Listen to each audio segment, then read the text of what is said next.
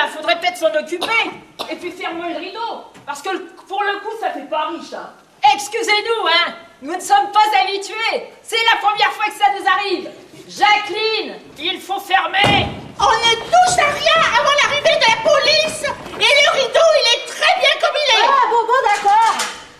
Ces gens peuvent être considérés comme témoins. Leur témoignage peut faire évoluer l'enquête.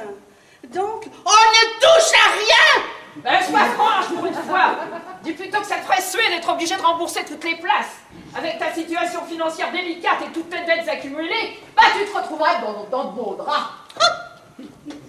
Mais je me contrefiche de tes considérations matérielles, moi. Je ne pense qu'à une seule chose. Mon public, ce cher public, nous avons la chance de lui offrir un spectacle unique, totalement improvisé et interactif. Et toi, tu voudrais l'en priver?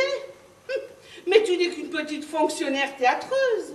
Dès que tu perds la réplique, te voilà incapable de retomber sur tes pieds. L'absence de texte t'angoisse. Tu as peur de ne pas être à la hauteur.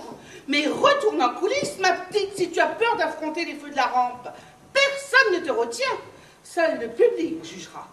T'es complètement disjoncté. Tu ne te rends vraiment pas compte de la situation. Il y a un mort, un vrai mort, et qui n'est pas prêt de se relever. Et toi, tu veux faire un spectacle avec, mais ça va pas dans le bocal. Entends-moi bien, Bernadette. Je ne veux surtout pas me faire traiter d'impérialiste culturel. Car vois-tu, ce n'est pas moi qui décide. Moi, je ne suis qu'une simple exécutante.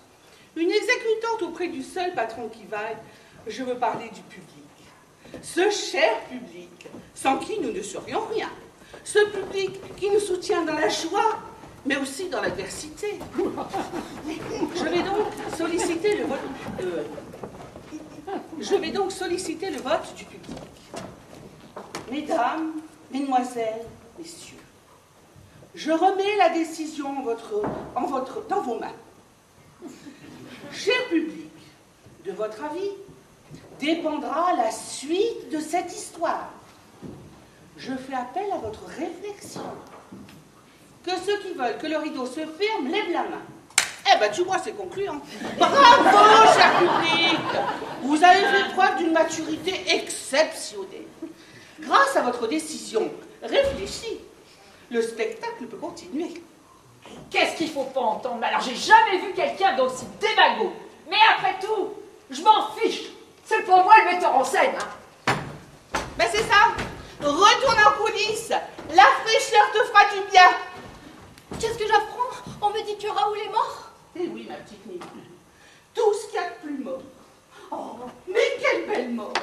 Vous n'imaginez pas, sur scène, après Molière, mais personne n'avait osé le refaire. Raoul, lui, il a osé. Il a osé? Il a osé? On a peut-être osé pour lui? Mais pourquoi dites-vous cela? Je ne sais pas. Je dis ça comme ça. J'ai entendu entendre prévenir la police. Alors, ben, je me suis dit que quelqu'un l'avait peut-être aidé à faire le grand saut. Oh, vous entendez ça, cher public? Un petit crime. Ça aurait quand même plus de gueule qu'une vulgaire crise cardiaque, non? Mais, allez-y, Nina. Expliquez donc à notre cher public votre façon de penser. Vous savez, dans le monde où nous vivons, tout est possible. Qui vous dit qu'il n'y a pas quelqu'un parmi les spectateurs qui s'amuse à faire des cartons avec un silencieux? Un silencieux?